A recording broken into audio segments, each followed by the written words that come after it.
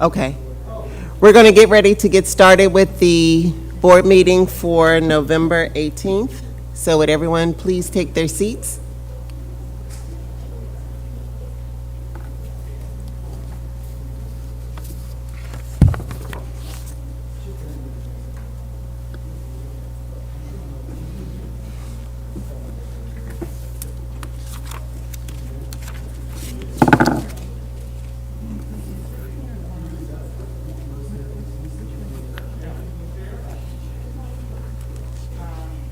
Can you see if any board members are in the back room? Yep. Thank you.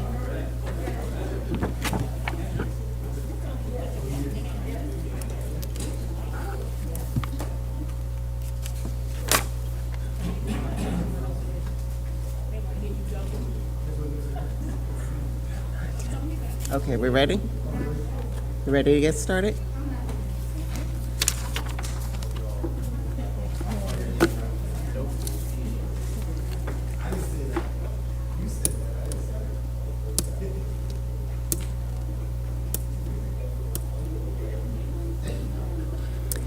We're about to get started with the board meeting. Will all board members take their seats?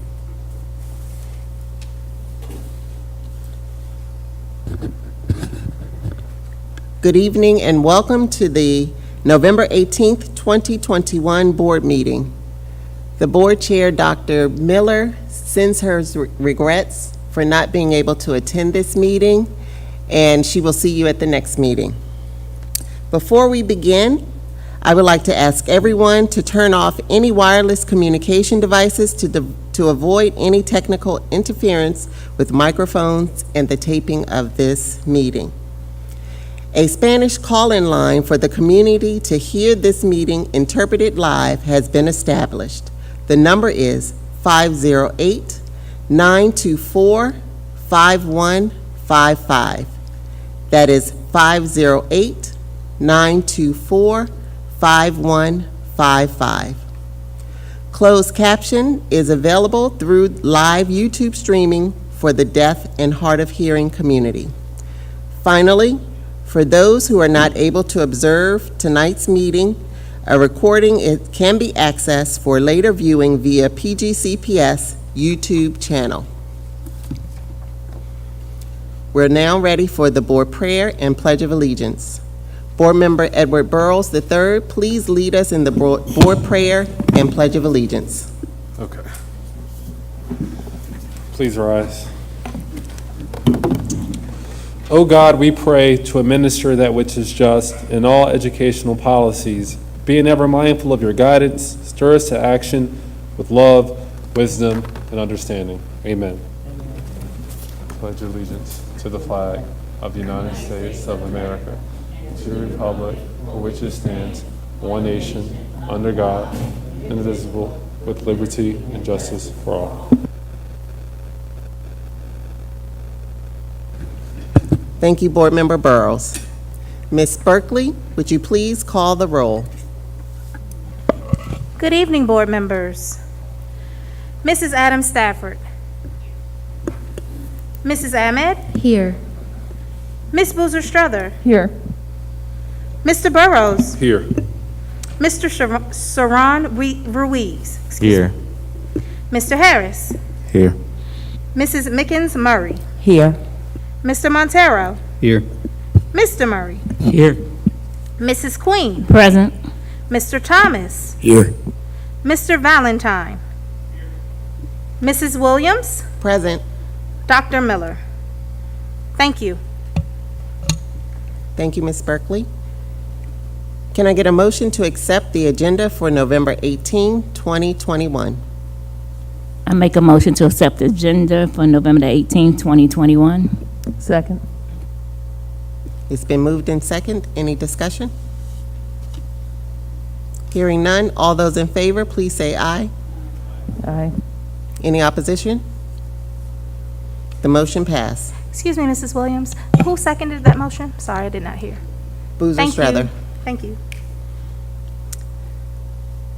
Can I get a motion to approve the minutes for the meeting October 28th, 2021? Madam Chair, I thought, did we not put the minutes off? October the 28th?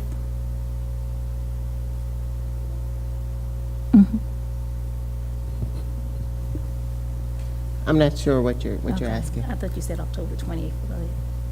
Yeah. The meeting minutes for October 28th has been moved and seconded. Any discussion?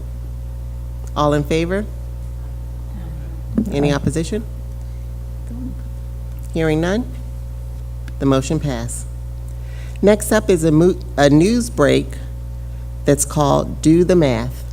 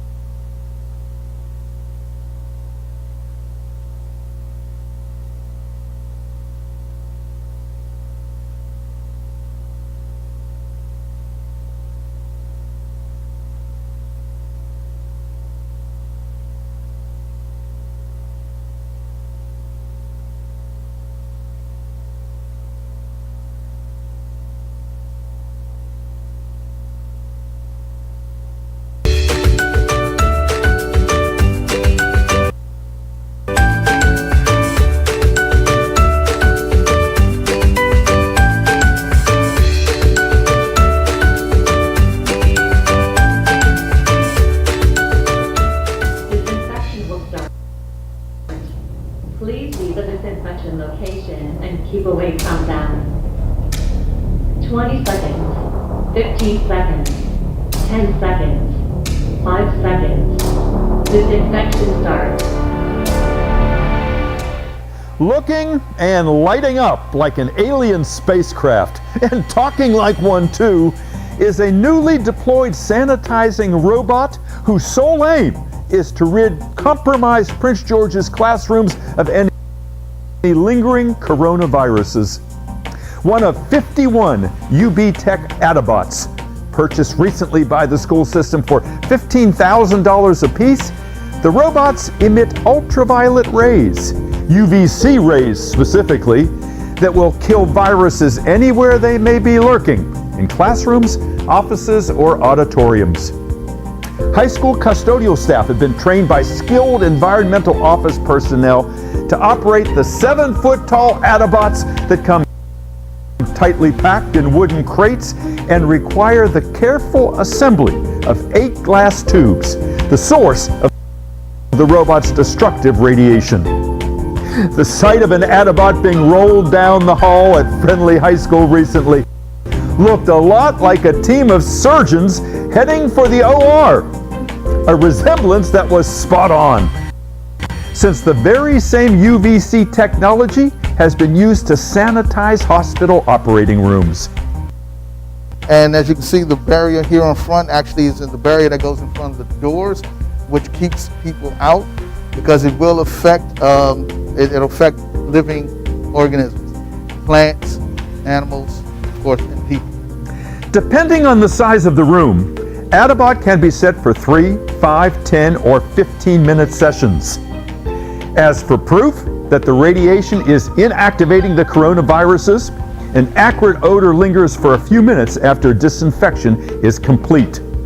There's also a dosimeter affixed to the wall that confirms completion by a change in color. Take note, disinfections will only take place after school closes for the day. Students and staff will not be in the buildings when Adabots are operating. And while Adabot is subtracting viruses from high schools like Friendly to make learning safer, over at Samuel P. Massey Academy, Verizon is adding to the learning process with a generosity that's overwhelming.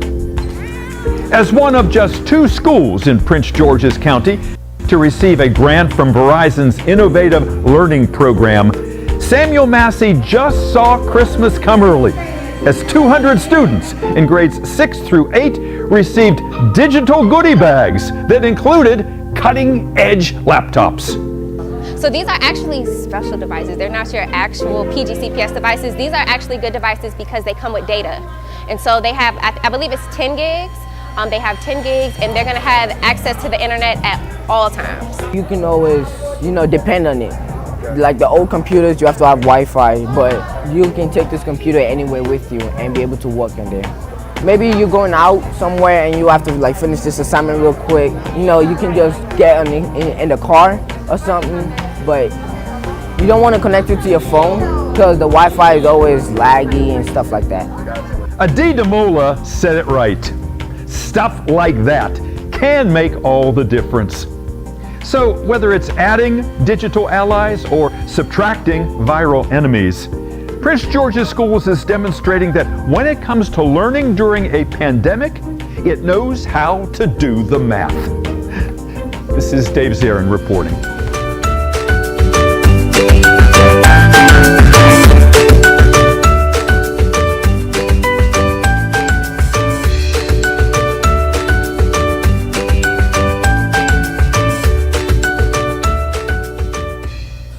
What an interesting news break. I'm glad to see that we're able to disinfect our buildings in light of the coronavirus. So thank you, Dr. Golson, for sharing that with us. Next up is the report of the chair. I would like to recognize, just one moment.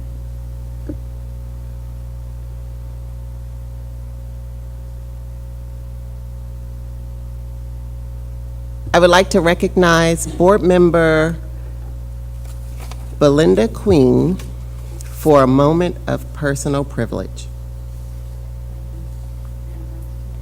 Chair at this time. Good evening to everybody. As your District 6 Board Representative, I am committed to Prince George's County Public Schools providing a safe learning environment for all of our communities and all of our county students. I highly support violence-free school atmospheres and communities.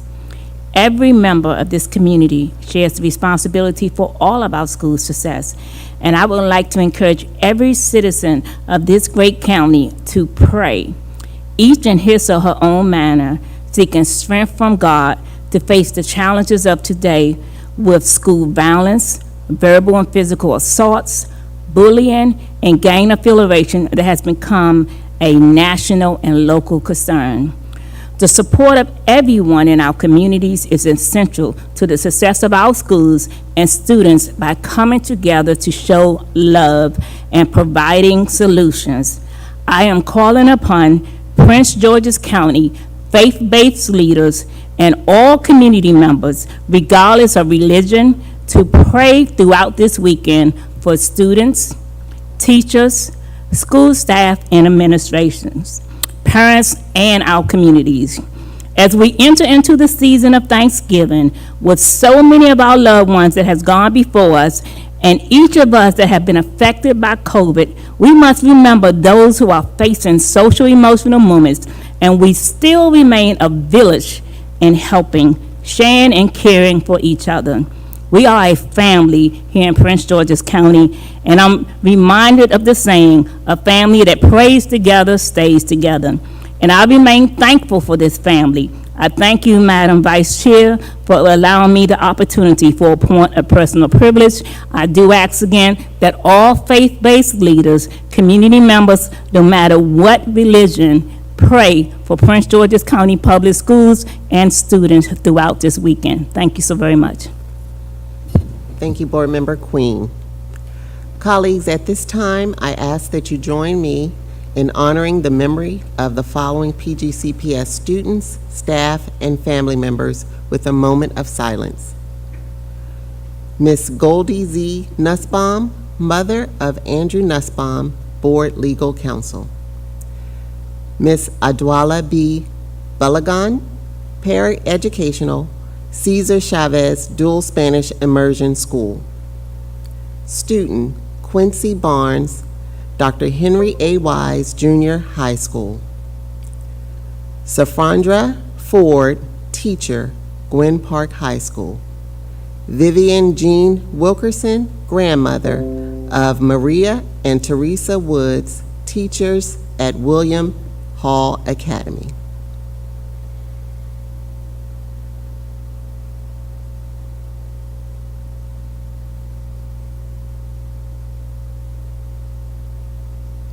Thank you. Next up, we have the report of the Chief Executive Officer. Dr. Golson, will you please present your report? Thank you. Good evening. Congratulations to Ms. Kashia Tharp, winner of the 2021 Global Teacher Prize. Ms. Thorpe, who I know that you'll have an opportunity to meet later, is an English teacher at the International High School at Langley Park and was selected by the Varkey Foundation in partnership with the United Nations Educational, Scientific, and Cultural Organization to receive the $1 million prize from more than 8,000 applicants for her work to expand college access among low-income, first-generation immigrant and refugee students. Yesterday, I joined staff and students and others to celebrate her achievement during a special program at the school. COVID-19 vaccines for children ages 5 and older have been approved and will make a difference in ensuring schools are safe for children, as well as support the safe return of more than 10,000 virtual K-6 students at the start of our second semester in February. Vaccine clinics are being held at more than 80 schools this month by the Prince George's County Health Department. This week's free clinics are scheduled at 15 high schools and elementary school sites, including Bond Mill, Chillum, Capitol Heights, Lewisdale, and Kingsford. Visit our website to view the clinic schedule, download permission forms, and register for the clinic of your choice.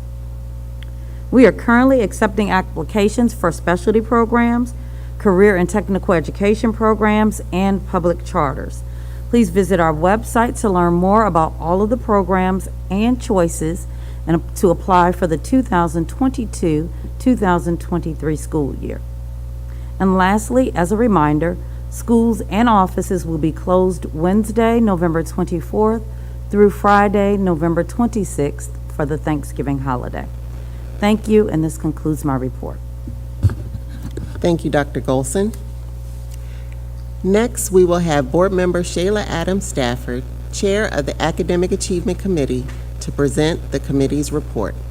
Board Member Adams Stafford.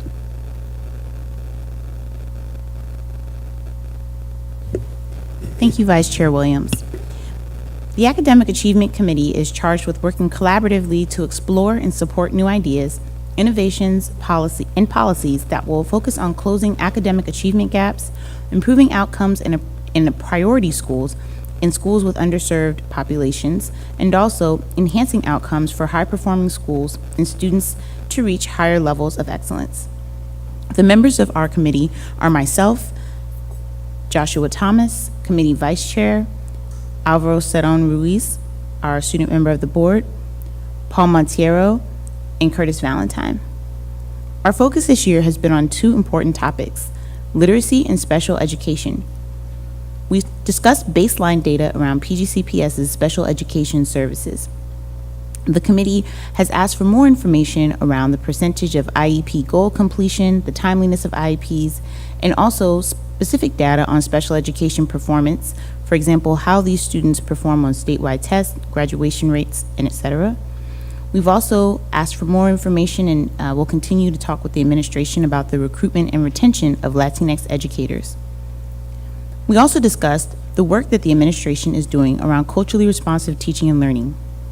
The administration has jumped right into the important work of building capacity of the staff to adequately meet the needs of all learners through book studies on this topic and really awesome professional development.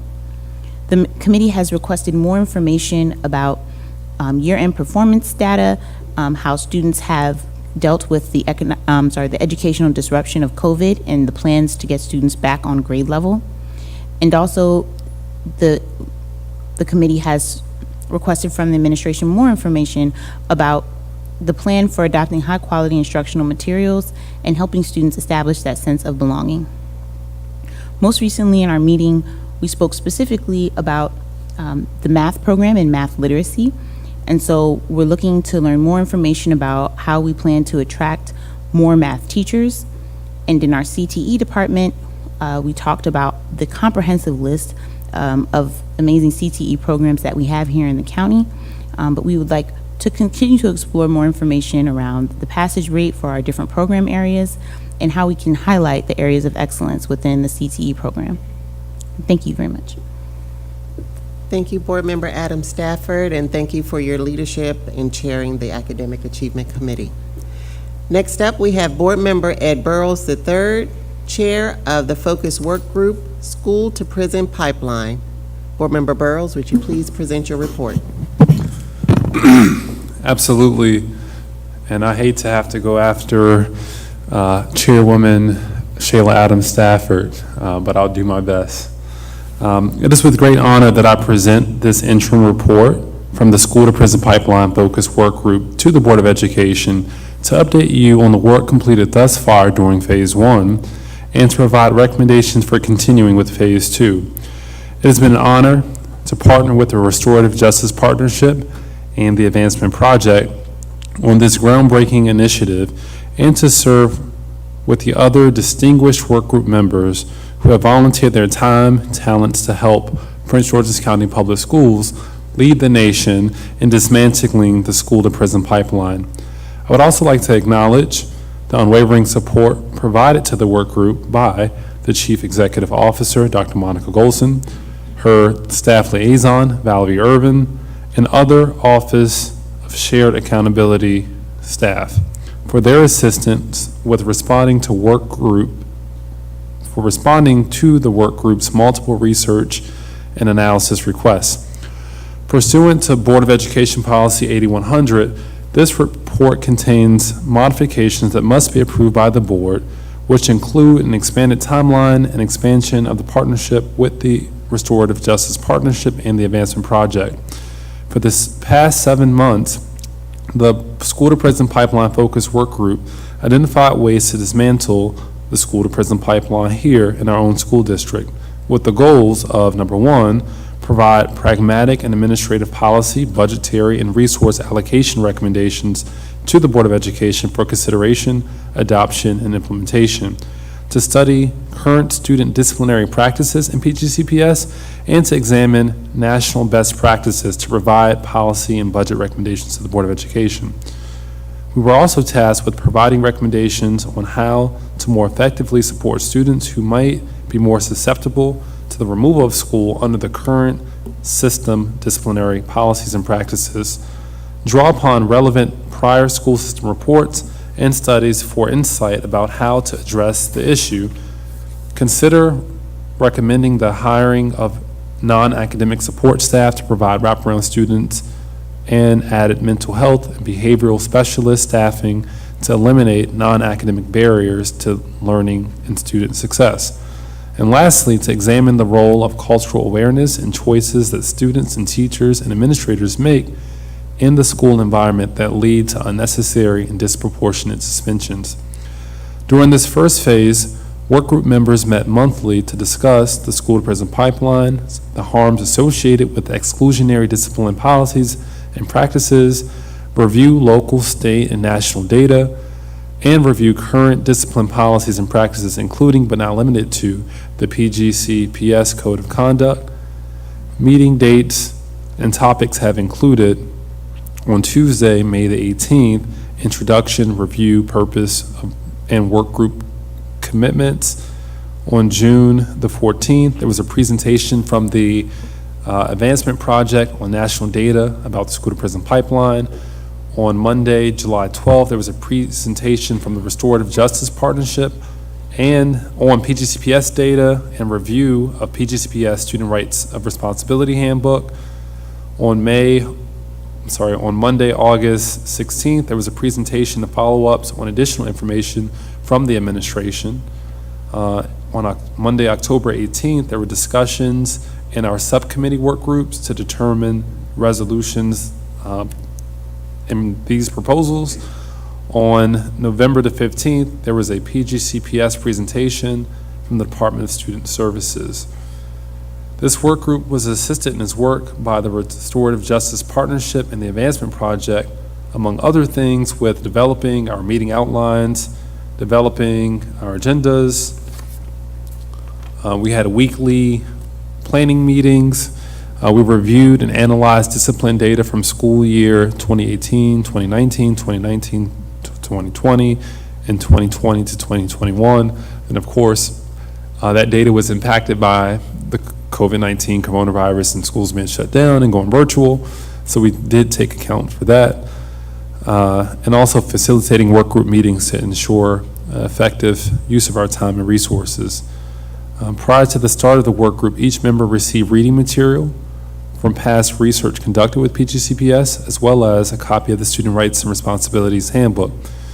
Work group meeting materials can be found on the PGCPS website. In order to focus on specific aspects of the work group decided to break into subcommittees. Each of the subcommittees had a focus. The first subcommittee was the Board Policies Subcommittee that examined and made recommendations to PGCPS district policies that must come before this board for approval. There was an Internal Practices and Operations Subcommittee that examined and made recommendations about internal PGCPS practices and operations that do not require board approval. And there was a Resource Subcommittee that examined and made recommendations about internal and external resources necessary to dismantle the school-to-prison pipeline in PGCPS.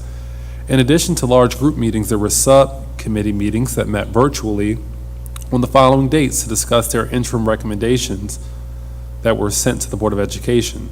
Those happened on Monday, September 27th, Tuesday, October 5th, Tuesday, October 26th, and Monday, November the 8th. Based on countless hours of research, analysis conducted between these work group and subcommittee meetings, the following Phase 1 recommendations are being presented to the Board of Education.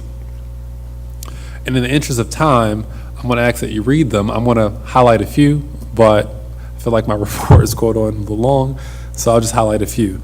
Number 1, recommendation from the Resource Subcommittee implementing district-wide mentoring programs, also making sure that after-school and summer programs are widely available to our youth. We know that there's so much that happens when our young people are out of school. And so to the extent that we can create as many activities and activity buses and services to keep our young people engaged in activities that they care about, we know that that will put a dent in the school-to-prison pipeline. In addition to cataloging mental health supports in each school and then communicating those level of supports to their families, we found that PGCPS has a wealth, and we know that as a board we've been working on expanding our mental health services, but that information isn't always succinctly provided to students and their families, so that's a disconnect that we can easily bridge. Among other recommendations in that subcategory, I know you all will read this. Ones that I would like to point out in the interest of time on the Internal Practices and Operations Subcommittee is providing specific information prior to suspension and expulsion meetings, enhancing the student rights during law enforcement encounters by revising those administrative procedures. The subcommittee is also recommending phasing out the use of alternative schools or revamping the use of alternative schools, creating a 2-year phase-out strategy of the use of out-of-school suspensions for non-violent offenses. There's also a recommendation to move our restorative approach coordinators to full-time, and then along with a slew of other recommendations. And then lastly, the policy recommendation is doing what we can to minimize student criminalization in contact with SROs, publicly report data from student contact with SROs, among other policy recommendations that are listed. Upon board approval, the second phase of the work will examine preventative measures to support students and provide recommendations on professional development for educators, examine the necessary staffing to provide supportive services to students, and recommend community partners and social service agencies that can provide wraparound services to our students and families. I do want to, the expansion of our partnership with the Restorative Justice Partnership and the Advancement Project will allow our work group to continue to have well-developed plan for carrying this work out. I do want to thank several board members who were intimately involved My colleague, Pam Boozer-Struthers, actually was the introduction to the advancement projects, so I appreciate that. Many years ago at an NSBA session, so I appreciate that. I want to thank my colleague Judy Mickens-Murray for attending one of our work group meetings, David Murray, Shayla Adams Stafford, and all of the board members who have contributed to this in some meaningful way. I want to shout out the work group committee members, if possible. The co-chair is the phenomenal Crystal Oriata of PG Changemakers. Our student board member, Mr. Alvaro Serrano Ruiz. Carletta Mero, our associate superintendent for high schools. Valerie Irvin, special assistant to the CEO. Ashanti Martinez from Casa de Maryland. Amity Pope, who's in the audience, from PGCEA. Ellie Mitchell from Maryland Out of School Time. Gerard Tyler, a parent of a PGCPS student and very active in the national PTSA. Jana Parker, the Maryland Alliance for Racial Equity in Education. Jarrell Jordan from Jacob's Ladder, which is a nonprofit that deal with at-risk students, essentially. Maryland State Delegate Jazz Lewis. Michelle Hall from the Prince George's County Public Defender's Office. Tony Mejias from ACE ASME Local 2250. Shamoya Gardner from Strong Schools, Maryland. Michael Glenn from Prince George's County State's Attorney's Office. Hugh Weathers from ASASP. I also want to thank the work group consultants, Dewana Nicole from the Restorative Justice Partnership, Just Paul Batia from the Restorative Justice Partnership, Judith Brown-Dianis, the Executive Director of the Advancement Project, Tyler Whittingberg from the Advancement Project, Kaisha Penn from the Advancement Project, Lindsay Lee from the Restorative Justice Partnership, Hannah Flary from the Restorative Justice Partnership, our own board staff, Mr. Brandon Cooper, our Executive Director, Chief of Staff and Policy Director, and Ms. Shanika Rawlings, District Liaison. I appreciate you all for listening to that long report. This is the longest report I've ever given. So I hope that in the future, maybe the work group members can interact with the board to thoroughly go over these recommendations, because they're just a list of recommendations which could seem like a lot, but they really did spend a lot of time working on these, and we had such a diverse work group, people from all different types of walks of life, from all over the spectrum. You know, we know that dismantling the school to prison pipeline does not begin and end with the SRO debate. And so there are so many things that we can do as a board and as a system to lead this work. So I want to thank each of my colleagues for all of your support. Everything that has gone into this has passed unanimously from this board, which is a huge statement that we all deeply care about this. So thank you all very much. Thank you, Board Member Burrows, for your presentation. Next up, colleagues, we have 13 registered live public comment speakers. However, only 9 are present today.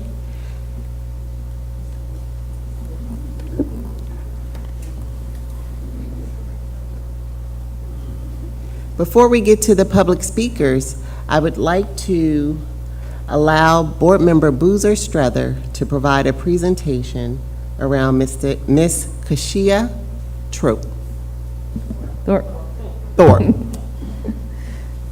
Thank you so much.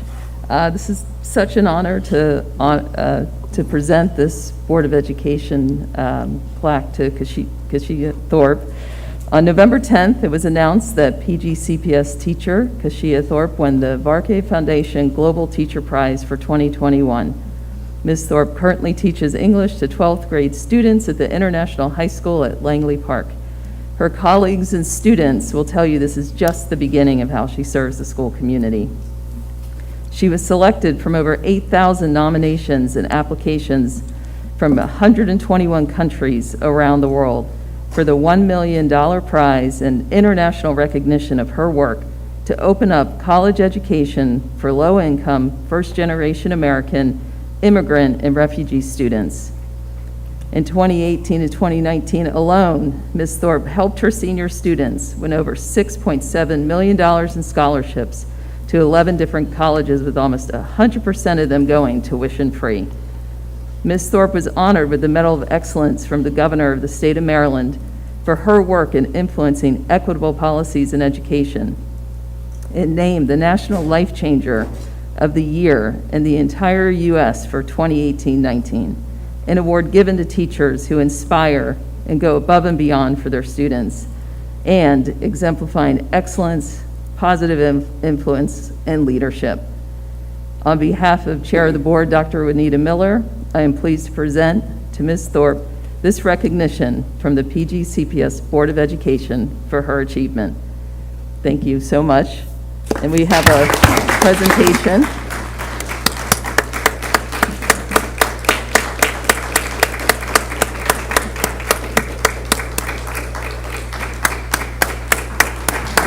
Thank you, Board Member Boozer Strother.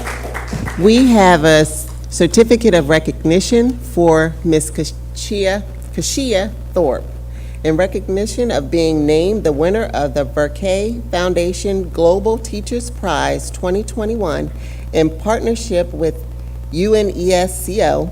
Your exemplary work opened up college education for low-income, first-generation American immigrants and refugee students. Thank you for being the epitome of excellence, positive influence, and leadership to the students in the International High School Langley Park classroom and PGCPS, and now around the world. Thank you so much. We would like to get a picture. Board members, could you come to the front to take a picture?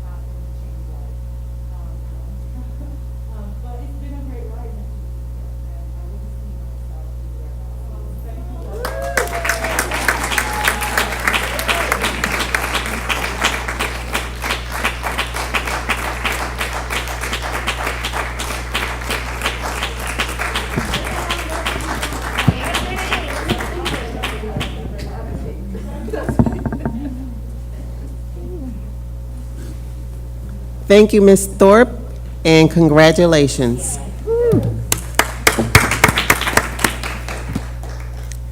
Now to public comments.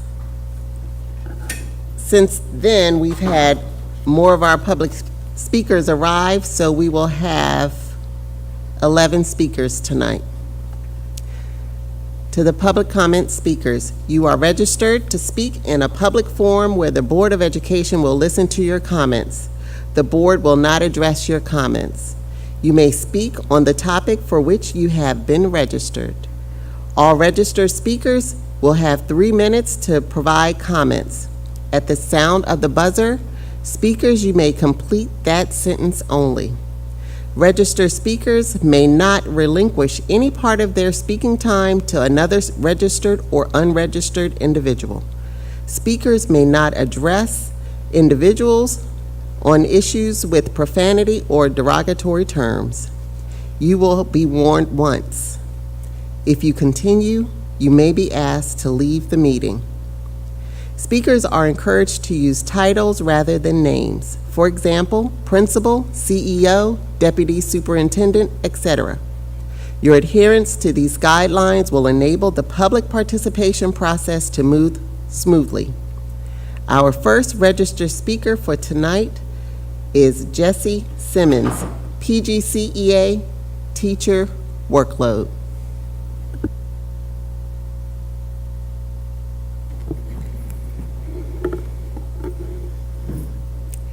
Good evening, Vice Board Chair, other members of the school board.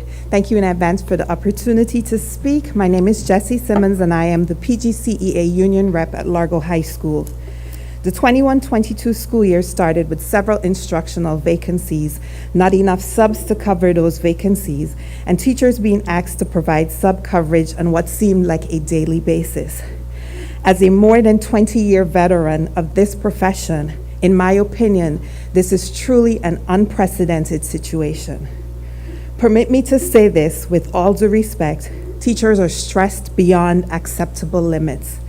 Education remains one of the few professional industries in which personnel must show up daily to service others, and many of us do.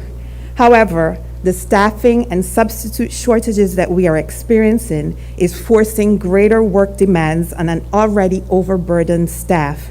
And I will add, educators are also now filling in for colleagues who are out on COVID quarantine. An example in case, we began the school year without a teacher for the students in the CCMA program.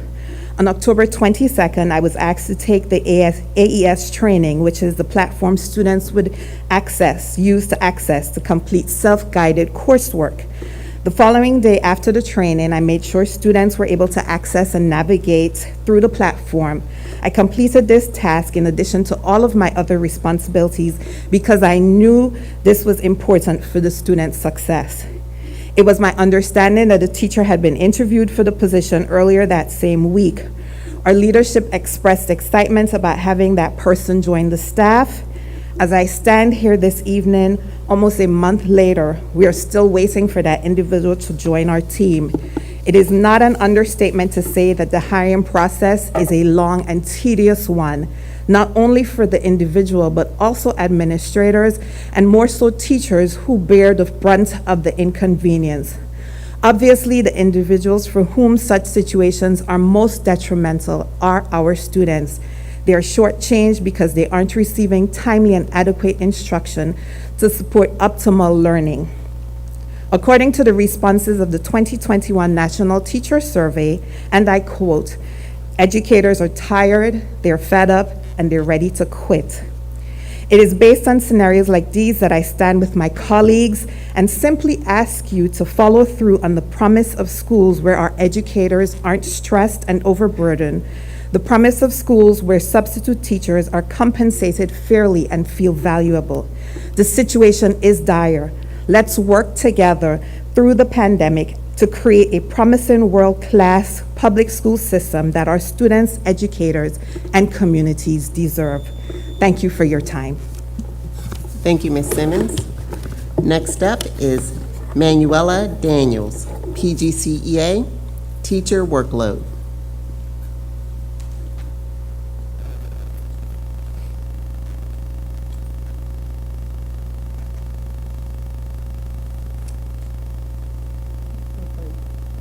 No? It is. Closer. All right. Good evening. I'm Manuela Daniels, and I've been at PGCPS for 10 years. I'm here tonight to testify on the crushing workload that I, as an educator, have been experiencing. During my time here, I have seen many changes, but none so great as during the pandemic. In March 2020, there were so many uncertainties, but as a district, we rallied together. Teachers in PGCPS were applauded for their quick response to an immediate crisis. But somewhere since June 2020, things have taken a turn. Now, it's as though we are not doing enough. I have all my usual responsibilities, plus a mountain of new ones with little to no support. My biggest consumer of time and the greatest stress is having to cover classes. Before this school year, I would be asked to cover 2 to 3 times a month. Since September 8th, I've been covering on average 2 to 3 times a week.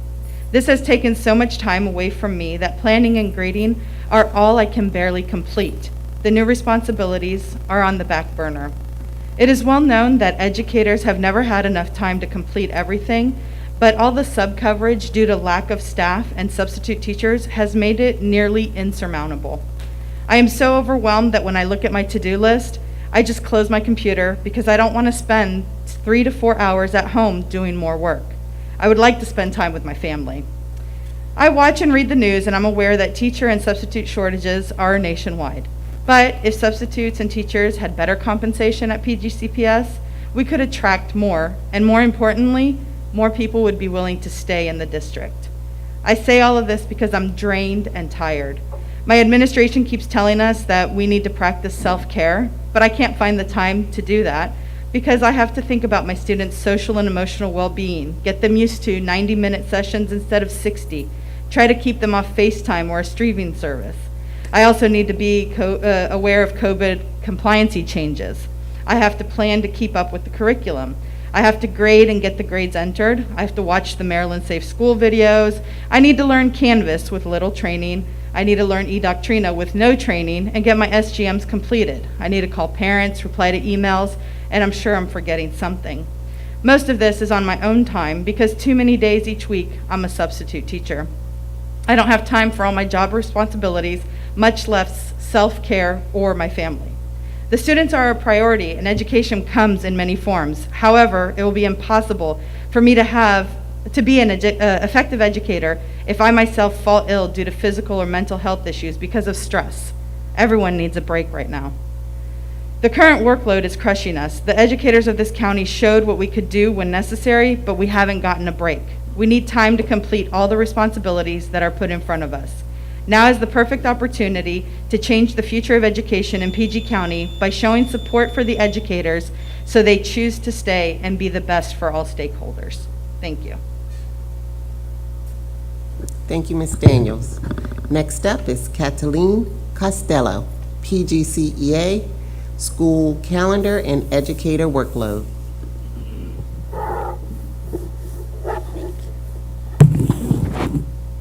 Thank you. Good evening. My name is Caitlin Costello, and I'm a 4th grade teacher at PGCPS, and I'm also a building rep. So I speak for myself and my colleagues when I'm here today. I wanted to speak to you today because we have the opportunity to come out of the pandemic and create public schools that our students, educators, and communities deserve. This starts by reducing crushing workloads that educators are currently dealing with. In my building, we have anywhere between 5 to 17 educators absent daily.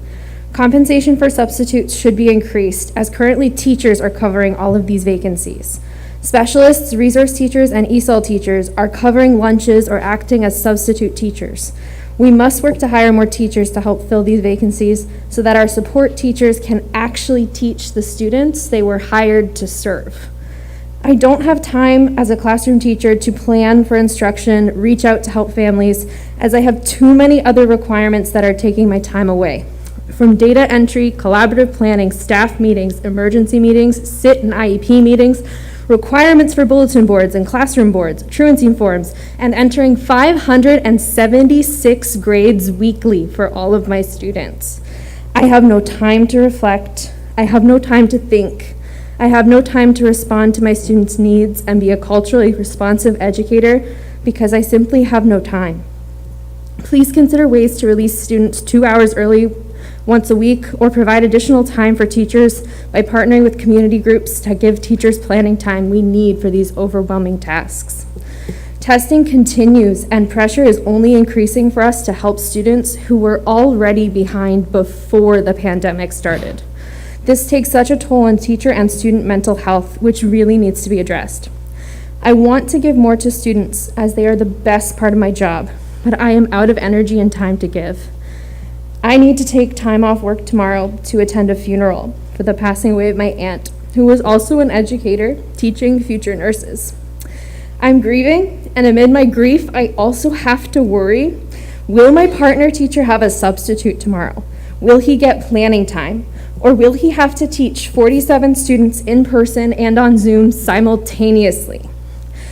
At the Rancourt teacher survey, nearly 1 in 4 teachers said they are likely to leave their jobs by the end of the school year.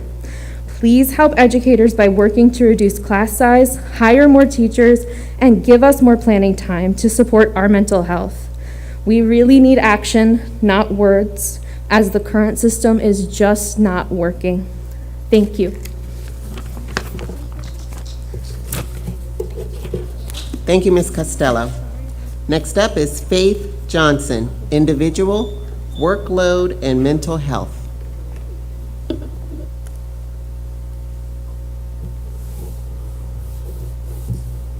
Not seeing Ms. Johnson. Dr. Donna Christie, PGCEA, educator, workload, and mental health. Thank you. Good evening, esteemed school board members, Dr. Goldson, and the greater Prince George's community. I am Dr. Donna Christie, president of the Prince George's County Educators Association, representing our 10,000 educators. As you may have heard, we have been gathered outside to bring attention to the workloads that have our educators, and therefore our system, on the verge of collapse. I have with me a petition signed by more than 2,500 individuals to reduce the crushing educator workloads. The workloads of our educators are unsustainable and abusive. The constantly shifting demands being placed on them has been intensified by the pandemic and contributing to staffing shortages. The staffing shortages have reached a critical tipping point that we will not be able to pull back from without immediate intervention. The workloads are generating a level of toxic stress that is impacting both their physical and mental health, which drives employee absenteeism, including the nearly 600 educators absent from work today, generating a vicious cycle of stress and pressure on the system as a whole. The toxic stress caused by our unsustainable workloads is leading to negative mental health concerns such as burnout, depression, anxiety, and the adoption of maladaptive coping strategies such as overeating, drinking, and self-medicating. Ultimately, educator stress and mental health manifests in the classroom and impacts their ability to engage positively with students, parents, and colleagues. And they cannot implement best practices in their daily work when they are struggling just to survive the day. Research has shown that educators demonstrating depression and anxiety are more likely to have higher rates of student behavior referrals, poor student achievement, and worse relationships with colleagues. None of that is good for Prince George's County Public Schools. Now, I'm not one to just glorify a problem without also bringing solutions. You have already received our recommendations through submitted written testimony. On behalf of our educators, I ask for swift action be taken on those recommendations. Thank you, and thank you to Dr. Golson and Howard Burnett for their responsiveness and open communication with PGCA and our other labor partners. Thank you. Thank you, Dr. Christie, and it's good to see our partners with our unions. And next up is Mr. Martin Diggs, ASE, ASME Local 2250 on the budget.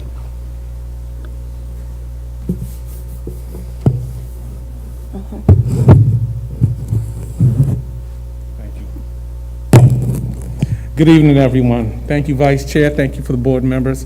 Thank you, Dr. Golson, for the opportunity to address you all tonight. I first definitely want to thank you for the decisions in order to keep a lot of the ESPs and individuals of Local 2250 employed throughout the pandemic. But we still have some concerns. We still have some issues that we need to deal with. Just reading off some numbers here. Oh, yeah. I need to speak louder? Okay, I'm sorry. I'll speak louder. Yes, I can. 13.2 billion, 54.3 billion, 122.8 billion. This is the money that's been assigned to help during the pandemic.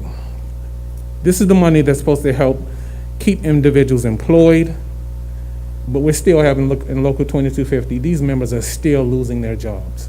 And I'm not understanding why. We have clerical individuals who are working 2 and 3 jobs. We have central office individuals who are working 2 and 3 jobs a day. We have the security personnel who have still been rifted, and there's no plan to bring these individuals back. I don't know if any of you all are on social media, but you can look up what happened at High Point High School. It's a mess. It's terrible what happened there. You have food service workers who worked throughout, I'm sorry, let me make sure I speak loud enough, who worked throughout the pandemic, nonstop. These people are being pushed with a workload that is just unbelievable that they've got to do on a daily basis, making sure that our babies get the food that they need. You have the nurses, the health services individuals. They're working late at night under the threat, if they don't get the work done, they're being retaliated upon. They're going to be reprimanded. And these individuals, again, not working with any extra income, they're not trying to get something for free, but they're being told, you don't get it done, you're going to be reprimanded. And they're not getting any additional pay. Again, adding to the mental health issues. You have central garage personnel who kept these buses and kept the other vehicles in Prince George's County working throughout the pandemic. You have paraprofessionals who's covering the classes for teachers when they're not there because they're out, but they're not being compensated for. And then they're also being threatened, get it done or you're going to be reprimanded. And then last but not least, the chapter that I'm from, which is transportation. This is the first line of defense for our babies to get on the bus. These individuals should not be driving the bus and should not be working under mental health stress issues. They should be fresh daily, but they're working under the conditions of, again, the threat of not being able to make a livable wage. They're doing 2 and 3 jobs. I ask you all to talk to your family, your friends, and your loved ones and tell those individuals when they see them, thank you for what you're doing because they are heroes on a daily basis. Thank you all again for the time. Thank you, Mr. Diggs. Next is Phyllis Wright, Individual, Security, and Maintenance.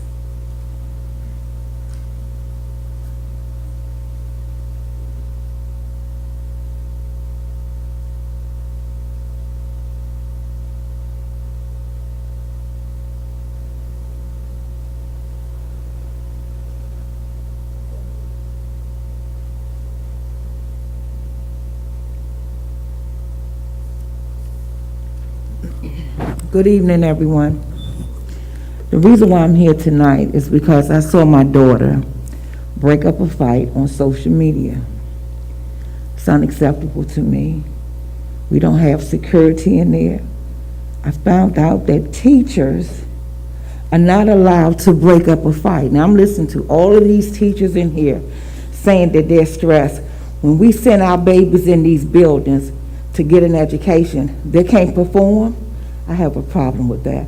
Our kids are not being protected. They don't have security in there. Teachers are not breaking up the fights. I'm afraid for my children's safety as they walk in that building. I pray every morning when I take my kids to school. Yes, we do have COVID, and that's a factor. But I think sometimes people are using this COVID as an excuse not to do what they're supposed to do. The maintenance at my school, there's not enough workers there. I don't understand how we're supposed to send our kids to school and the buildings are not properly being cleaned when you have 2 people in a building to do the maintenance work in it. It's unacceptable. It's unacceptable. I hear all these people in here say that they're stressed, they're underpaid, they can't do their job. Why are we sending our children in these buildings? If our children are not going to be safe and they're not going to have an education and these people are not providing, Dr. Golson, you have done a wonderful job. A wonderful job. But just me sitting here, listening to all of these people and watching that protest out there, I have a problem with that. I want my kids to get an education, but these people are telling me they can't perform because they're stressed out, they overworked, they underpaid. Something needs to be done. Something needs to be done. Our schools are not being properly cleaned, and please, open those lockers up. My children are walking around in these schools all day long with a book bag, Every child is wearing a book bag, and I don't know what's in it. I don't know what's in it. And you know these are fights constantly every day. I am afraid. I'm afraid that somebody's going to get killed. They talking about their stress because they doing too much work. I'm stressed when I take my kids to school. Don't know what's going on in these book bags. Whose bright idea was it to let these kids walk around with a book bag? No one to check them. No security there. They just walking in there. And we don't know what's in them. We don't know what's in them. That scares me. You a mother, you understand. I'm afraid for my children, and it shouldn't have to be this way when I send them to school. When I send my kids to school, I expect for them to be safe, secured, and have an education. Now listen to these people here. They might go off any minute now. I don't know what they're going to do. I'm worried about the children. I got to worry about these teachers too. You know, that's another thing we have to worry about. What are we sending our children into? Are we sending them in a safe haven, or are we sending them in a place where goes so unconcernedly? Please, open those lockers, put security in those buildings with these children. There's too many fights going on. Anytime these kids can go in the bathroom and tape a fight, I'm going to stop and tape a fight. I got a problem with that. I want safety for my children. I want safety. Thank you all for listening, and thank you all as well, too. Thank you, Ms. Wright. Next up is Barbara Sherrod, individual, observing meeting.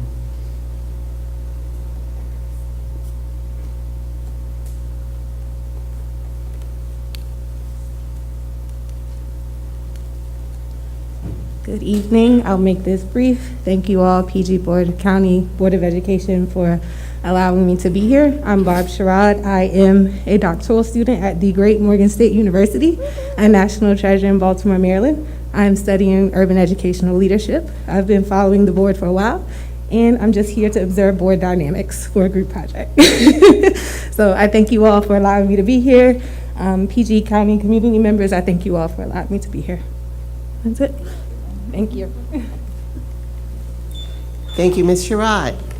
Next up is Deneen Johnson, Progressive Maryland Community Schools Policy.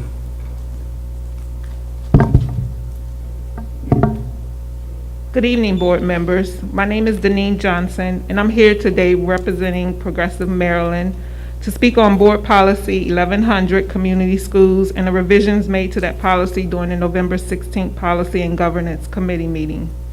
We all understand the importance of community schools in Prince George's County. Community schools bring together relationships and assets of neighborhoods to efficiently and effectively utilize resources to advance the well-being of children and families by providing wraparound services. When making and updating policy, we should keep in mind those two words, efficiently and effectively. Revisions to policy should take into account what no longer is being done in our schools, what does not work in our schools, and to what newly established laws the policy should align. Regarding the standards section revision, may I suggest a clarification on the number of Board of Education members to the Community Schools Steering Committee. The revisions suggest 3 board members where 1 is a student member. An efficient number would be two board members where 1 would be the student member. Missing from the steering committee is a parent from a community school. This parent member should be separate and apart from the parent representing the Board of Education's Parent and Community Advisory Council. Why not explicitly include a community school parent on the steering committee? Parents play an important role in community schools and should have a seat at the table. Furthermore, if the policy is being updated to bring it into alignment with House Bill 1300, Blueprint for Maryland's Future, I suggest 2 items for addition. 1, add to the definitions section the verbiage "a dedicated staff member" to coordinate and support programs that address out-of-school learning barriers for students and families.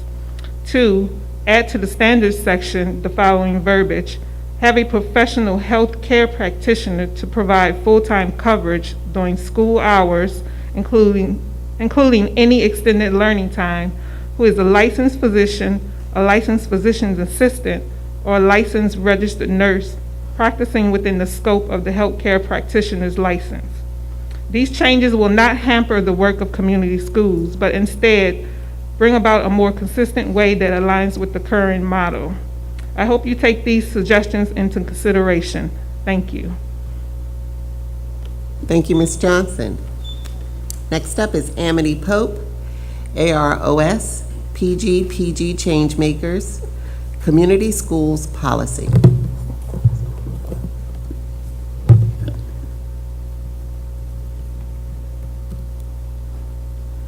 Good evening, members of the Board of Education. I am Amity Pope, a Unit 1 member that served to the Community Schools Revised Policy Work Group. The parent that just spoke and the other teachers that spoke really did shine a light on why community schools as a strategy and why this revised policy as a strategy is necessary. So I'm going to pivot onto what it's going to take to vote that in. We are out of time with implementing policies that are not going to close the opportunity gaps. Those opportunity gaps were mentioned when your board colleague, Belinda Queen, addressed the board with her personal privilege. All of those things lead to and are evidence of the opportunity gap. So just as our school district, our 2022-2026, I believe, or it could be 2025, strategic plan calls for transformational excellence, I assert that same level of intentionality is embodied in this revised policy for community schools.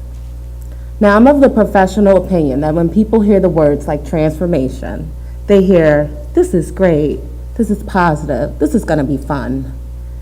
All of which transformation is not. Transformation is actually the process of changing into something unknown.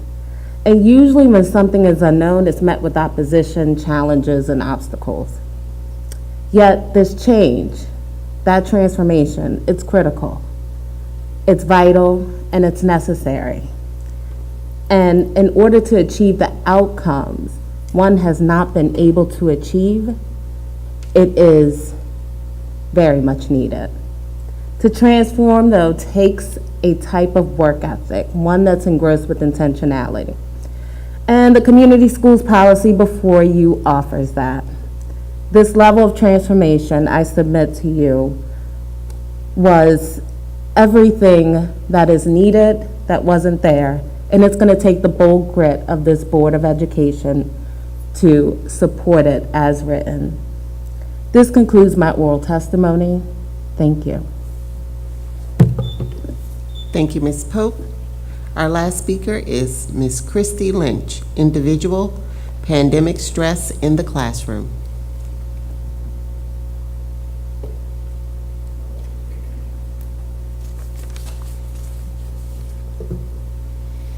Good evening, Board. My name is Christy Lynch, and I'm speaking as an individual. I'm a middle school certified special education and math teacher, and I'm appealing to you for some relief. After a year and a half of virtual and hybrid instruction, we came back into the buildings at full speed, as though we were not in a pandemic. It has been beyond challenging. I thought last year was bad, but this year is the worst that I have seen. Each day when I arrive at work, I can be assured that I will be covering at least one or more classes. We are doing the best that we can just to hold it down.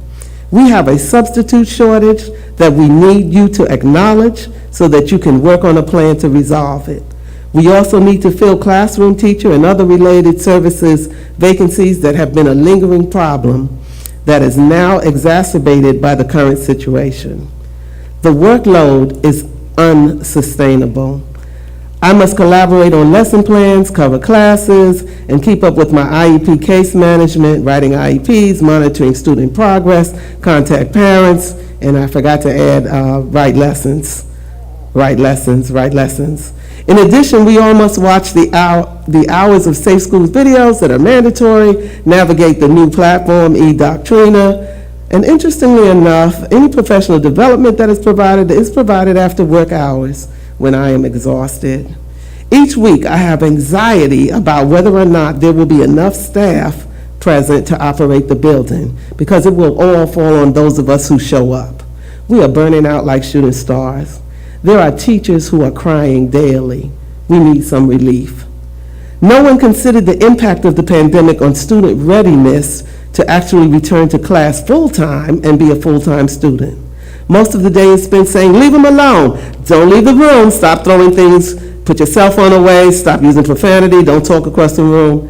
They spent the last year and a half listening to music that is laced with profanity and misogynistic lyrics without the order and structure that school provides. There's profanity in the hallways and the classrooms, and the altercations are both verbal and physical, and it is distressing. We need some relief. Administrators, they're burdened also, but they're asking us to provide lesson plans a week in advance, the lessons that are ultimately in need of revision because of the classroom disruptions. This is compounded by the frequent testing, which I thought was supposed to be reduced. We can't test our students into learning when instruction takes a back seat to testing. Students aren't concerned about the tests because there's no direct impact on them. They rush through them to appease us, and they say they're done. The burden cannot continually fall on those of us on the front lines. We need parents, the community, the school board to step up. Take some time to walk in our shoes and experience our lives. Volunteer to substitute, teach for a week, and come up with a plan that helps to provide us some relief. Those meditation videos, they're wonderful, but they don't go far enough. We need some relief. Thank you for your time. Thank you, Ms. Lynch. This concludes the public comment. The testimony of commenters who are registered and provided written or electronic testimony will be posted on board docs for review by board members and the public. Next up is Dr. Golson to introduce items 4.1 and 4.2, a proclamation for Computer Science Education Week and the revised 2021-2022 PGCPS school calendar. Dr. Golson. Items 4.1 through 4.2 requires board approval of a proclamation commemorating Computer Science Education Week and the revised 2021-22 Prince George's County Public School calendar. Thank you, Dr. Golson. May I have a motion? It's been moved and properly second. Any discussion? I see Board Member Ahmed, followed by Board Member Queen. Thank you. I'm very pleased and supportive of this prioritization of mental health that we're doing tonight for our employees. What we're doing is giving several hours back for self-care. We're giving hours back in acknowledgement of the large workloads for our employees, and all of that is very great. But for me, this cannot be the end. It has to be the beginning of our continuous focus as a board around mental health for our employees, for our students, for our parents, for our community. And I just wanted to be on the record to say that I hope that we continue to commit to doing better and being better for all of the folks that we affect in Prince George's County. Thank you. Thank you, Board Member Ahmed. Board Member Queen, followed by Board Member Boozer Strother. Thank you so much, Madam Vice Chair. I totally agree with Board Member Ahmed. I'm very pleased to see, because we know it's much needed, and you guys know I'm always talking about social emotional issues because I've raised a lot of kids with it, and I know what it is, even to be in a household. And I walked in a teacher's shoes. I substitute, and trust me, I couldn't wait to stop. I'm not gonna deny it. You know, this generation was not the same. So I know what a teacher go through on, on a day-to-day, and I take my hats off to them because honestly, I could not do that in today's world. It is a different generation, and it takes a lot. And I'm not at that point right now to be able to do that.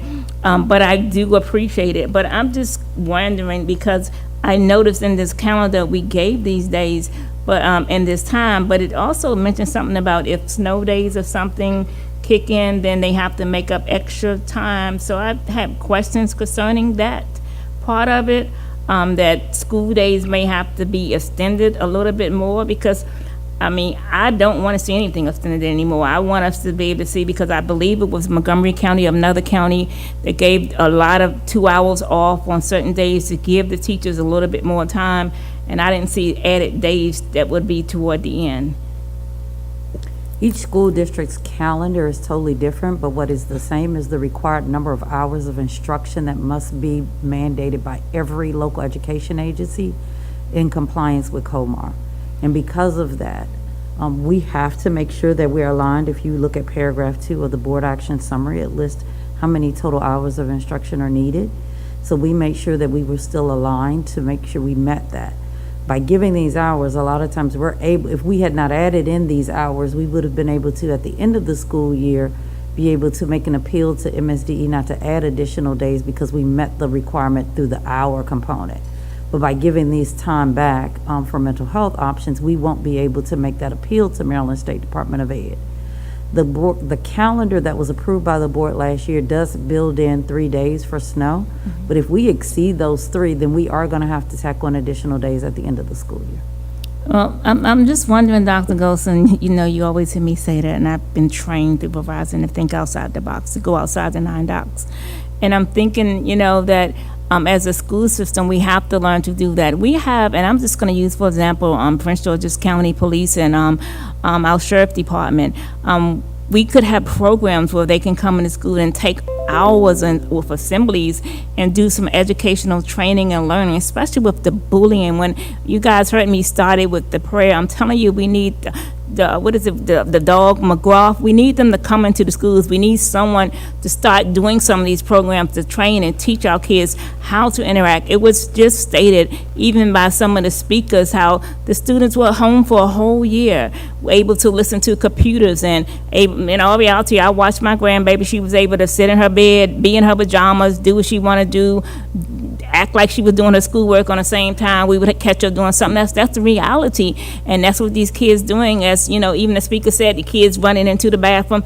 It's an adjustment to change their attitudes back. Then now they're back in school, and so now we have teachers, unfortunately, who are who educators who went to school to educate, and I understand because they have their degrees, and I take my hat off. But they're spending a lot of time correcting behavior and issues that.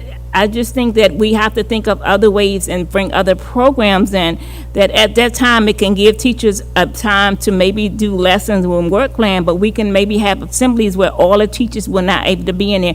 As a school system, I just want us, and you as a leader, Dr. Golson, not to tell you how you do your job, but suggest that maybe we can think of other programs to bring other people in and other nonprofits in. They're doing their time. They can have big assemblies and different things to keep the kids busy, to give some of these teachers a break and to relieve them, and also make it enjoyable for our students because they're stressed too. To be all honest, when I hear my granddaughter say that the best time for her is when there's no school, and that's, kids should not feel that, but that's how kids feel. educational should not only be just a place where they learn, but they should enjoy it because they should realize what they're doing it. But now they feel like it's something they're forced to do and there's no enjoyment out of it. So we have to, not only do teachers have to think of a different way of teaching, but we have to think of a different way as a board of making sure that our students are educated, but then realizing the importance of it. And it's a little bit of enjoyment, not the enjoyment of playing, but enjoyment of realizing this is your future. This is your future. Thank you. Thank you, Board Member Queen. Board Member Boozer Struthers, followed by Board Member Adam Stafford. Yeah, thank you so much. I just want to speak in support of these calendar changes, and as a parent of a sixth grader experiencing the beginning of middle school, I can say that this stress is being felt in the schools and in the homes, and I really understand it. We went from being in school with our children all day long on Zoom, knowing everything they were required to do, what they were learning, understanding how to use Google Classroom, to now having kind of a split experience and not and having a long time since we knew how to communicate with our children about what's required when they come back home.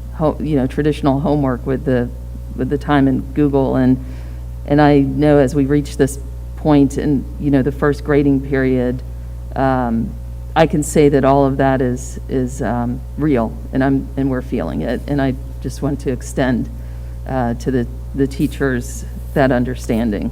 So again, I support this, and I do want to say that for the first time I heard in one of our many PTA Zoom meetings an administrator ask parents to consider to be substitute teachers, and I thought that was, I wish I had thought of it. I thought it was great that came up, because I do think parents are seeking a way to be back in the building, and if we do have a way for vaccinated parents to fill critical roles in the way that parents have in the past, I think it's something we could open up that discussion. So thank you so much, Vice Chair. Thank you, Board Member Boozer Struther. Board Member Adam Stafford.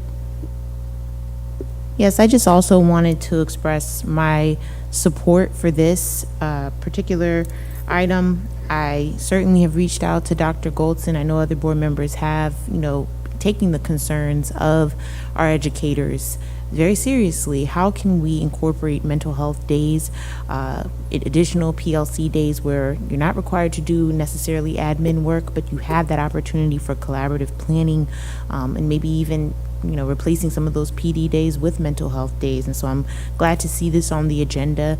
And as a former educator, I support this wholeheartedly. And I just want to I want to let you know I have taught but never taught in a pandemic. So, I can't even imagine the amount of stress and the workload that you're facing. So I just want to thank you all for coming this evening and expressing those concerns as well. Thank you, Board Member Adam Stafford. May I have a motion to accept the consent agenda items 4.1 and 4.2? So we get a motion? Second. Oh, I'm The motion sorry. was I'm already sorry. made. Yeah, that's what I thought. Hearing, now that we're done, may you call the roll? Yes, ma'am. Mrs. Adam Stafford? Yes. Mrs. Ahmed? Aye. Ms. Boozer Struther? Aye. Mr. Burrows? Aye. Mr. Saron Ruiz? Yes. Mr. Harris? Aye. Mrs. Mickens Murray? Yes. Mr. Montero? Yes. Mr. Murray? Yes. Mrs. Queen? Aye. Mr. Thomas? Aye. Mr. Valentine? Mrs. Williams? Yes. Thank you. Dr. Golson, would you please introduce items 5.1 and 5.2, the December 2021 expenditure requirements, and FY14 action item regarding the Elizabeth Reed Special Center total roof replacement, final payment and acceptance. Items 5.1 and 5.2 requires board approval of the December 2021 expenditure requirements and final payment and acceptance for a total roof replacement at C.E. Reed Special Center. Thank you. Thank you, Dr. Golson. Can I get a motion? I make. Second.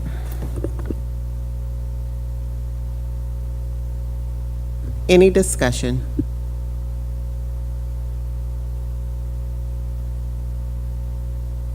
Aye. Any opposition? That motion passed. Next up is item 6.0. Dr. Golson, please introduce items 6.1 through 6.4. These items are actually board items, so they are not to be presented by me. Thank you. Chair of the Policy and Governance Committee, would you please introduce items 6.1 through 6.4 for second reader? On behalf of the Policy and Governance Committee meeting, I'd like to move draft policy 0114, school uniforms, draft policy 1100, community schools, draft policy 0118, basic commitments, draft policy 0125, non-discrimination. Second reader. Thank you, Board Member Burrows. Would anyone like to take any of these separately? Thank you. May I have a motion to accept items 6.1 through 6.4? So moved. Who is the motion maker? Me. Okay, thank you. Thank you, Board Member Mickens-Murray and Board Member Queen. Any discussion? Board Member Board Member Ahmed? Thank you. Colleagues, I'm very excited by all of these policies that are before us today. I just wanted to outline a couple of things that we're doing today. What we're doing today is that we're giving more community members a seat at the table when it comes to community schools. What we're doing today is that we're taking a stance for equity when it comes to school uniforms. What we're doing today is we're adding a number of different marginalized communities as protected classes in our policies, living out our values, specifically when it comes to folks that the specific categories are gender identity, sexual orientation, and citizenship status that are being added to our policy today. And so these are all things that I feel are the beginning of the start of systemic change for our district in a positive way. These things matter, and they're going to have a direct effect on students, on parents, and on members of our community, our staff. And I'm just really excited to see all of this come forward. I know it took months and months of work from members of our staff that are here today, from the side of administration, from the side of board staff, and from colleagues that are on the committee, and from colleagues that are not on the committee that provided a lot of insight and input. So I'm just really excited, and I urge everyone's support on each one of these policies tonight. Thank you. Before we move on to Board Member Thomas, I'm sorry, I meant to state that I would like to take 6.1 separately. Board Member Thomas. Well, I was going to speak on 6.1, particularly because this was a policy that I first introduced when I was a member of the Policy and Governance Committee. And I was just going to say thank you to all of my colleagues for your collaboration. I know that this has been through many different iterations. I appreciate working with administration on this to come to a policy that we could agree on together, and that ultimately meets the needs of what I was looking for when I first came forward with this idea. I heard from parents at schools that I represented that were concerned about the cost of school uniforms, and this being something that was continuing to be an issue every year, especially for parents that have numerous students in their families and only being able to use these uniforms for 1 year at a time, sometimes seeing their students grow out of them. And so I came forward with this idea, wanting to be able to find a way to resolve this issue. Like I said, I think this is a great example of how our process is working. We went through many, many different drafts of this. So just want to appreciate members of administration, members of the committee, members on this board, who all were collaborative in being able to push this forward. So thank you. Thank you, Board Member Thomas. May I have a motion to approve Item 6.1, Draft Policy 0114. We already had the motion for all, but since I'm separating it, I want to take that one separately. I'm sorry for the confusion. Point of order, is that allowed, if since we've made the motion for all four together and it's been seconded? I don't know that we're able I to would like just to now have pull one legal out. counsel. Thank you. After the motion has already been made? So, because it's a motion that covers four specific, distinct agenda items.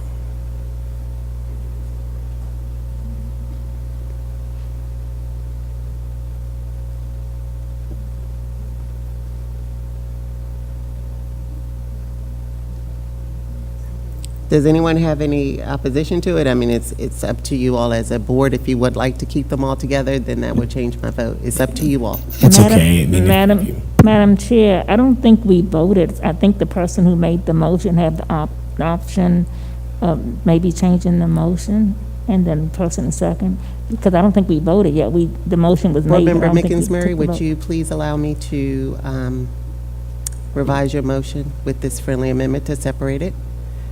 Board Member Queen, are you okay with it being revised? Thank you.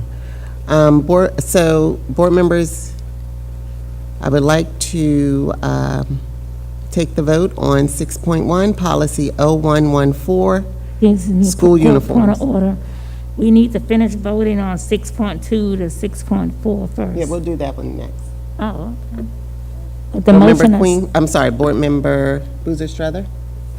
Thank you so much for recognizing, now that I understand we're separating these. I just would ask clarity from the Policy and Governance Committee about the start date of the school uniform policy, and can you clarify if this is resetting every school to a no uniform policy on that date, and then action must be taken?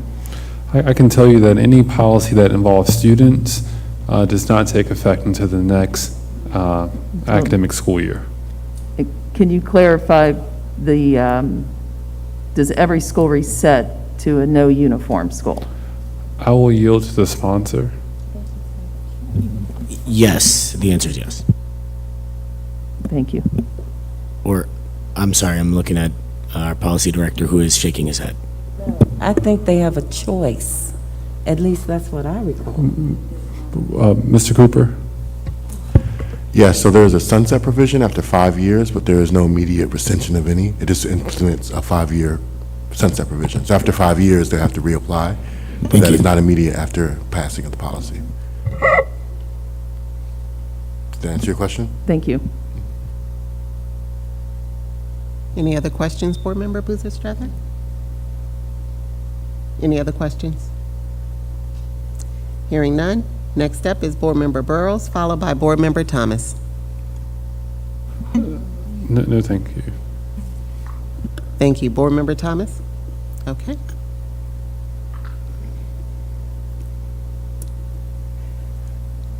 Ms. Berkeley, would you please call the roll for item 6.1, Draft Policy 0114, School Uniforms? Yes, ma'am. Mrs. Adams Stafford. Mrs. Ahmed. Aye. Ms. Boozer-Strother. Aye. Mr. Burrows. Aye. Mr. Saram Ruiz. Aye. Mr. Harris. Aye. Mrs. Mickens Murray. Aye. Mr. Montero. No. Mr. Murray. Aye. Mrs. Queen. aye. Mr. Thomas. Aye. Mr. Valentine. Mrs. Williams. No. 2 noes, 1 absent. That means it's 11 ayes. 6, 7, 8, 9, 10, 11. Yes.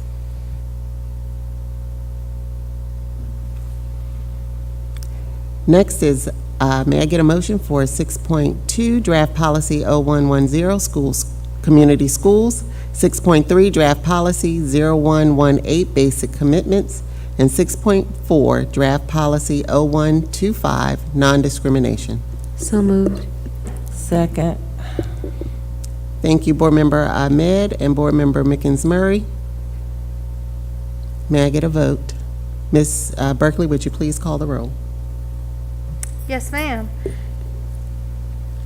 Mrs. Adam Stafford. Aye. Mrs. Ahmed. Aye. Ms. Boozer Strother. Ms. Boozer. 2.4 and 2.6 to 2.4. 6.2. I'm sorry, 6.2 and 6.4.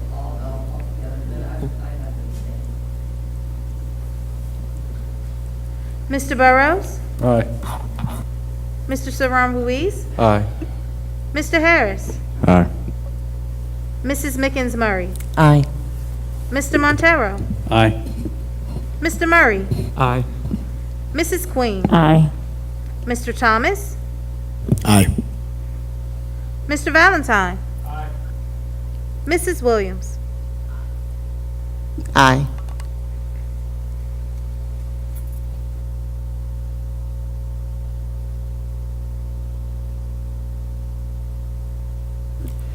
Next up is new business first reader. Dr. Golson, would you please introduce item 7.1, the request to extend the public charter school agreements for Lincoln, Imagine Lincoln Public School and Imagine Foundation at Morningside. Item 7.1 requires board approval as a first reader.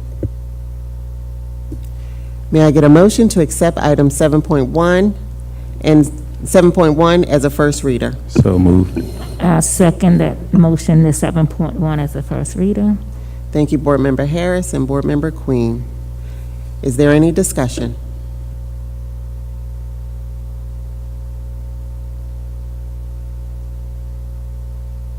Hearing none? Vice Chair Queen, one comment. I'm sorry. Sorry about that. No problem. Board Member Harris? Yeah, so colleagues, I am briefly speaking in support of this request up for first reader for both Lincoln and Morningside Public Charter Schools. Both schools are located in District 7, the amazing district I have the pleasure of representing, and they actually make up 2 of the 4 Imagine schools that are chartered in the county. The 3-year charter renewal cycle is a time for these schools to show the impact that they've made on our students, serving as a performance metric to evaluate public-facing academic outcomes. And as a result of the impacts of COVID-19, these schools need the requested time here to be in the buildings engaging with our students and produce data sets that are reflective of the truly amazing nature that these schools produce. So I humbly request that you support me in moving this along to second reader. And as you know, all schools have been impacted in their own way as the entire nation, or rather the entire globe, has been affected by recent events. Thank you.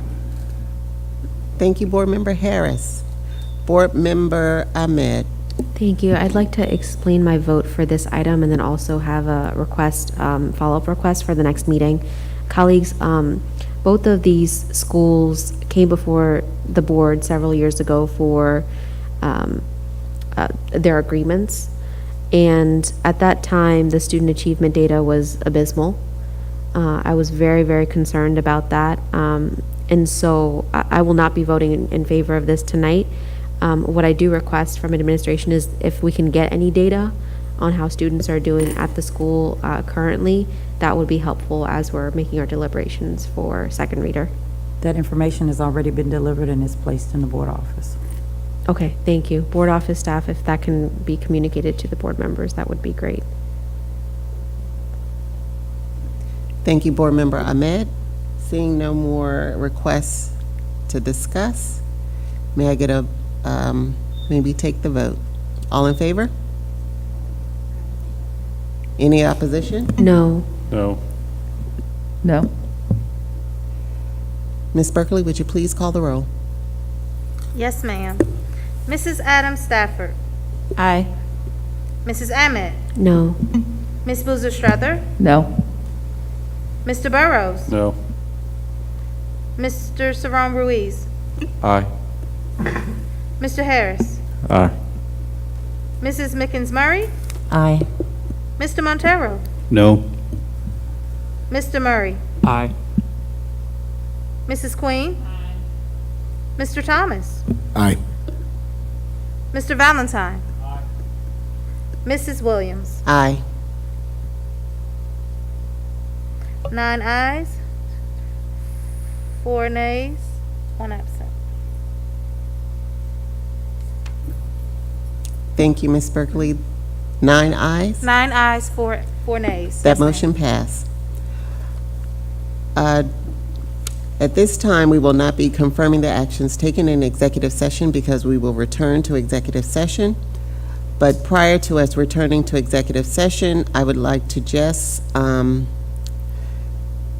bring to the public notice, because you may not be still online when we come out of the executive session.